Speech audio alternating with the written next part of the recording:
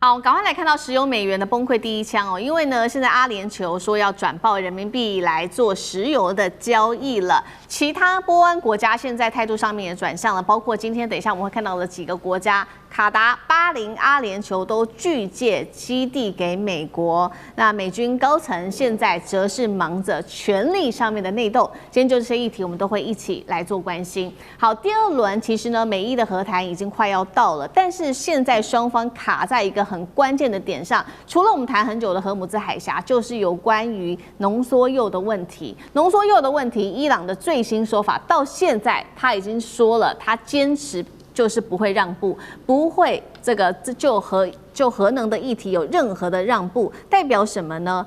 他说美国等于是打了50天的这一场战争，施压跟各种的军事行动，看起来打了半天几乎是白打了。而且呢，当初川普不是设定了说他在中东要达到的4大目标吗？这4大目标包括呢，他说他要限缩核武，而且他要压制飞弹，削弱代理人跟有关于区域的影响力。但是我们看到现在呢，他不会再谈这么多的一个目标了。他把他的目标限缩成2项，就是我们刚刚谈的，只谈浓缩铀跟核姆兹的问题。尤其现在中东波湾国家非常的不满川普，他认为说到现在打到现在，我们现在要面对的事情是来自于伊朗的，包括飞弹跟无人机的轰炸，还有核姆兹的这个封锁，到底对波湾国家有什么好处吗？目前为止完全是看不到这场战争对于波湾的好处。所以呢，波湾国家现在全面的炸锅，他们也提出来一些新的做法。首先，卡达说呢，我不会再允许了，美国你不能利用我们的领空来攻击伊朗。阿联酋也开始讨论要评估美军基地的使用是否让美国来用呢？巴林说了，美军驻扎反而让我们成为攻击目标，这怎么回事啊？沙烏地阿拉伯则是转向了，现在向乌克兰采购新型无人机，来自己做到自己的防御，因为觉得美军不可靠了吗？节目一开始要特别请教这个舰长了。过去中东国家靠美国来保护，现在他们还敢把命运交在华府吗？那会不会接下来美军的基地的使用上面，会因为这些波湾国家态度的不同而有所改变呢？舰长怎么看？首先你要知道，川普啊，其实他也无心去捅这么一个大马蜂窝，把全世界给拖下去。他有那种黑社会老大的心态哦，他真的有那种黑社会老大的心态，就是我是老大，我现在就是全世界拳头最大的嘛，你们所有人都听我的，听我的，我吃肉你喝汤，你不听我的，你试试看，等着棍棒来找你。他就是一个这样心态，那谁敢忤逆他，就是恶言相向。那他认为伊朗可以很容易解决。就没有想到一弄了之后，哇，搞成这个样子。因为以前黑社会老大就坐这里，从2、3到今天，你知道全世界能够大致保持稳定，全是美国的功劳。美国尽了最大的义工，所以过去他们的确有这个实力，可是他不知道现在没了，就一下捅这个东西，哇，他突然觉得我不是往日的那个的时候，他才发觉他收拾不了。美国现在陷入一个叫做战略困境，我也试着为川普想。我是川普，我现在该怎么办？撤退，那被人家笑死了。地面部队进攻，还死多少人？继续轰炸，伊朗已经就炸成那个样，他还是那样，再炸下去还是那个样。你花了很多的这些飞弹炮弹，那怎么办呢？封锁他怎么封锁？打通封锁，他没有能力打通封锁。你看他所有喊到今天，就是喊了半天，通通没有。最后他只有寄望，就是和谈，希望能够在和谈桌上他得到一个面子，代表说我还是胜了。然后，但是我现在撤退，我喜爱和平。最后可能他最后就这样。但是你可以看看他说，一开始他说的说，他有4个目标嘛，现在只剩下2个嘛。第一个我们先说去核。2月28号，美国跟以色列开始攻伊朗的，在这之前2月份在哈曼的这个调解之下，美国伊朗进行了叫做4波的谈判。第4次是2月26号。2月26号完毕之后，2月27号的时候，那哈曼的外长说，我们获得了重大的突破。那天我还在上节目，我说不会打，因为他不会打这个马蜂窝。我实在没有想到他会打。因为但是在谈判，你知道我们正在谈判，而且已经获得重大的突破，怎么还会再打呢？结果这个东西就是，如果你不打的话，是不是退回到2月27号，是不是可能就解决了？他们当时谈到什么东西，你知道吗？好，这是一个。第二个，你说他现在是开启荷姆斯海峡，现在被封锁了嘛？2月28号之前没有打仗的时候，这个海峡谁封锁它了？没有任何人封锁啊！你现在一切回到了2月28号之前，然后你把整个中东都给打乱了。所以你现在知道，大家都开始怀疑你美国到底，你已经不是世界老大了。你川普也是，好像每天在唱那种单口相声，我们还能再继续听下去吗？但是我可以告诉你，你也不要太悲观。为什么你知道？这个全世界啊，只有利益，没有道义。你也不要怪美国，他现在是没办法了而已。将来有一天美国又有办法的时候，你试看人家还是会听他的。叫做这个世界叫做没有永远的朋友，没有永远的敌人，只有永远的利益。只要美国给他们利益，你试试看他们会不会跟美国在一起。好，所以我们看到这个波湾态度已经转向了在安全上面对于美国的不信任，但是我们另外一方面在安全上，除了看到对美的不信任之外，在经济上面，他们是不是也对于石油美元的霸权感到不信任呢？所以最新我们看到阿联酋传出的，他接下来做任何的石油交易要去美元化，改用人民币结算，代表的意义又是什么？上这个怎么看？不像波湾国家，我们都知道规模最大的就是沙特、沙特阿拉伯、阿联酋，就我们常说去杜拜的这个阿联酋，还有卡达、巴林跟科威特，其实这些国家都长期以来在23年之后跟美国绑定非常深。我们先讲小猫咪好了，我们讲过卡达事实上它有美国在波湾最大的美国空军基地，然后在巴林都知道第5舰队的总部是在那里哟。然后科威特是什么呢？就是说地面部队常驻的驻军最多其实是在科威特，你看更不要说在阿联酋跟沙特。但是最近大家特别关注什么？关注首先先是沙特，因为现在沙特找巴基斯坦来做他的带刀护卫。出钱给他当保镖，而且当中帮他付了30多亿美元还给阿联酋。之后现在传说很可能会买中国大陆的从歼35到所有红旗19的最新的这些防空跟体系。但是他不是沙特出手哦，他是让巴基斯坦有钱去买，因为巴基斯坦没有这个钱，高达120亿美金。所以呢，这个动作你可以看到哦。沙特因为是最有钱、最大老大，所以就觉得他不能，他跟美国关系太好了，所以触及到军事，他要透过小弟去帮忙，但他花钱请小弟来当保镖。好，阿联酋这个动作也受到很大的瞩目。要知道，阿联酋作为在波湾地区最有创意，包括在杜拜帆船放电，然后每天现在 AI 的都有 token 加密货币的会议一大堆，连我们的艾丽莎莎网红这边都买了7栋房子，所以这个东西的红的影响力，都知道他是在打造一个波湾地区的最顶级的，他们叫 Mega Project 大型的程序，这个大的这个经贸建设的跟金融中心，而且颇有成果了。结果这次波湾战争出来了，哇！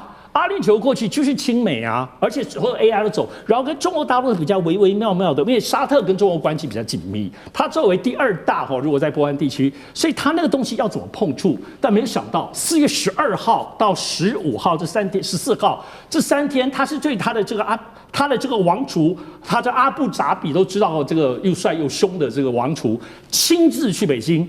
而且在这么3天之内，短之内就签下了，虽然是投资备忘录没有错，可是呢，它很惊人，多达1000亿，而且瞄准说，为了到2030年中国的1055的计划当中，2030年之前要达到每年3000亿美金。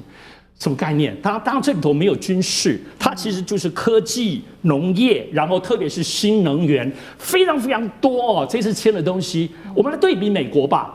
阿联酋跟美国的部分是这样子，每年的经贸大概只有500亿美金，听起来不多，对吧？可是阿联酋的投资基金，用基金在美国到处华尔街市场各方面什么都在投，或者在硅谷的、矽谷的、新创科技投，是每年超过1000亿美金，是非常非常大的规模。好，1000亿美金，现在你看跟中国要发展这些新能源，这些也高达1000亿美金，而且这次也包括跟中国大陆要合组。两方政府的共同投资基金，由2方政府的最高金融机构共同来管理，这都是过去没有的。短这3天之内，就这么谈论到这个结果吗？当然表示先前有很多的沟通。可是作为过去来讲，阿联酋它就是跟全世界都是顺操。因为都赚他的钱就好了嘛。所以呢，其实他为什么过去跟中国没有要那么好？因为他这么有钱，到美国人家也都把你奉为上宾，到欧洲奉你为上宾，他其实不是非得要，然后他也跑来跟日本可以合作啊，他不是那么需要中国嘛。可是在这次看到波湾战争，中国体现的是什么？他的那个稳。地缘政治，他们发现，天哪！我作为要做一个金融城市的国家方向的大建设，过去以为美国就够了，后来发现瞬间就倒塌了。虽然他还是蛮厉害的，你看这一次波湾战争有2万多人滞延在那边的旅客，你知道阿联酋全部出钱。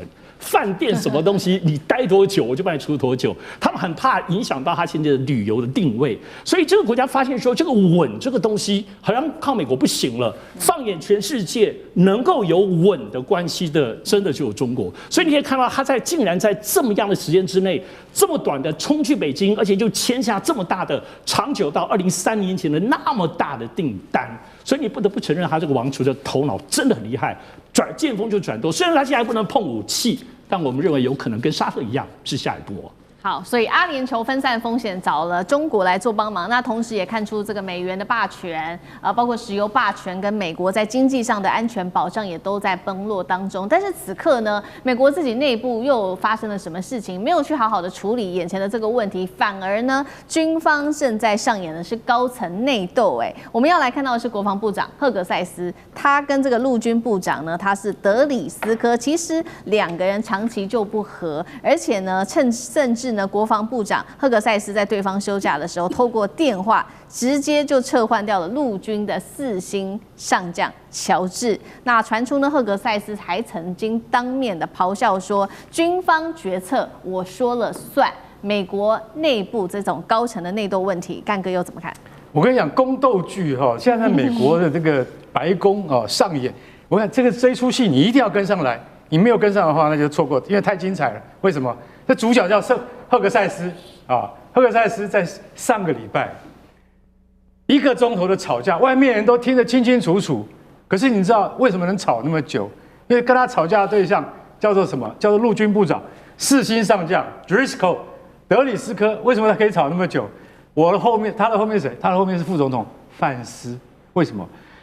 德里斯科跟范斯2个人都是耶鲁法学院毕业的，他们2个是好同学、好麻吉的。我的后台是副总统，然后你的后台是总统，没有关系。我们2个吵下去，为什么事情吵架？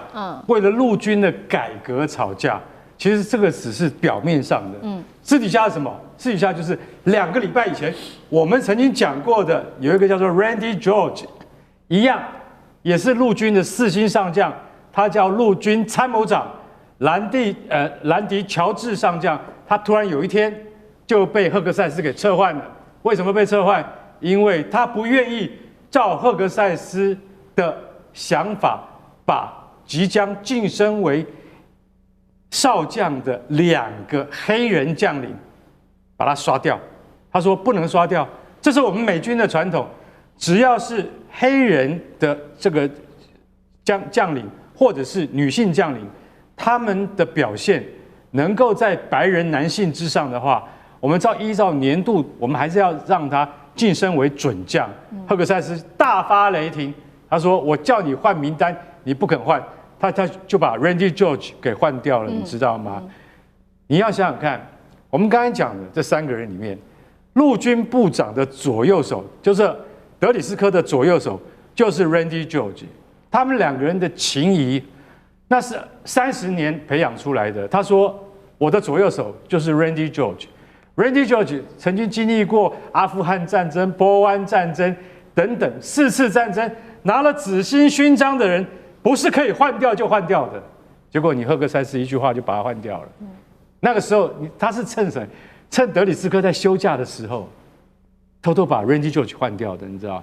结果他休假回来。”他虽然知道，但是他人在北卡休假，所以他没有办法马上出手干预啊，对不对？他也不能马上跟范斯报告，范斯也知情了。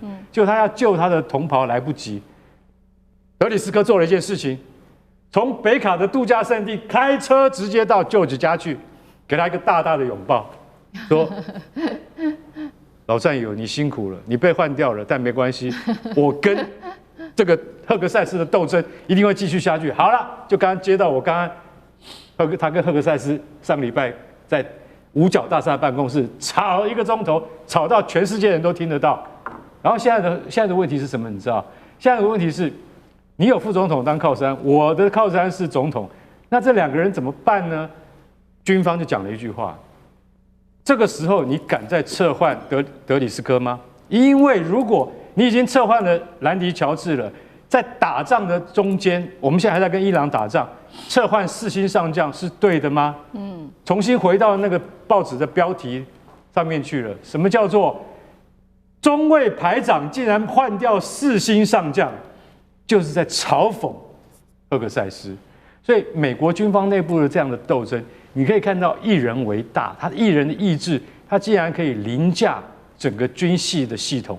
我们今天要讲，这不顾军方的专业，跟不顾军方的光荣的传统啊，破坏制度的最胜者就是赫克塞斯。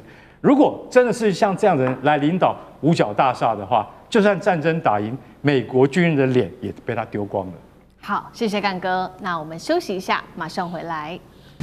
地缘政治、美中之争、战略价值、强权崛起、小国生存，现在与未来，洞悉事件走向，掌握世界脉动，全球观点尽在环球